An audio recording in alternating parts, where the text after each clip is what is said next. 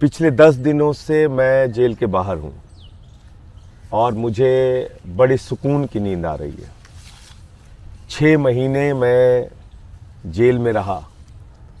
कुछ दिनों तक मुझे आइसोलेशन में रखा।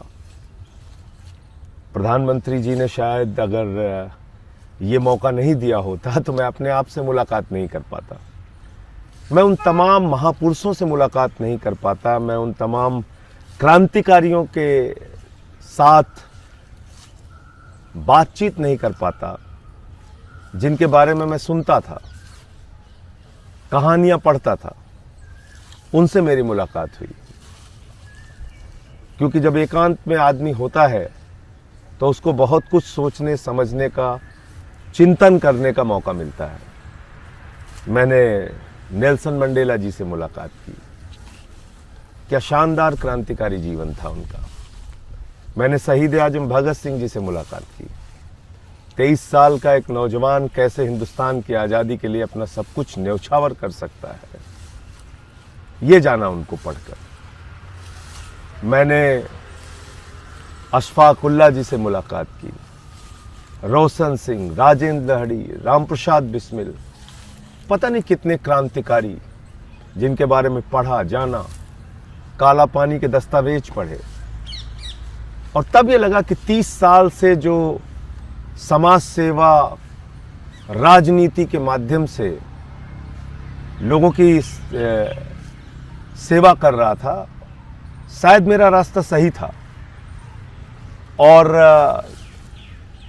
गांधी जी को पढ़ा तो ये जाना कि हम तो सही रास्ते पे चल रहे थे।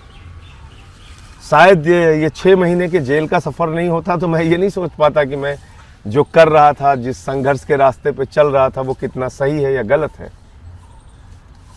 तो मैं तो धन्यवाद देना चाहूँगा प्रधानमंत्री नरेंद्र मोदी जी का कि उन्होंने ये अवसर मुझे दिया अपने आप से बात करने का, अपने रास्ते को और मजबूत बनाने का।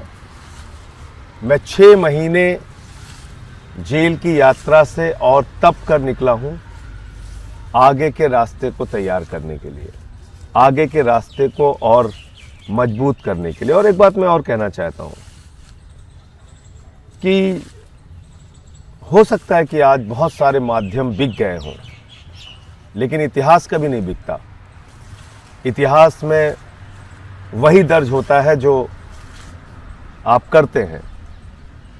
क्या सच है, क्या गलत है, ये लोग तय करेंगे। लेकिन किस मंशा से प्रधानमंत्री जी ने मुझे जेल भेजा मैं नहीं जानता, लेकिन उनकी जो भी मंशा रही हो, मैं इतना ही कह सकता हूं कि आपको बहुत बहुत धन्यवाद मोदी जी। आपने 30 साल के मेरे संघर्ष के जीवन को और मजबूत बनाया और ये भरोसा दिलाया कि मैं जो काम कर रहा था वो बिल्कुल सही था और आगे और मजबूती से उसी रास्ते पे बढ़ूंगा।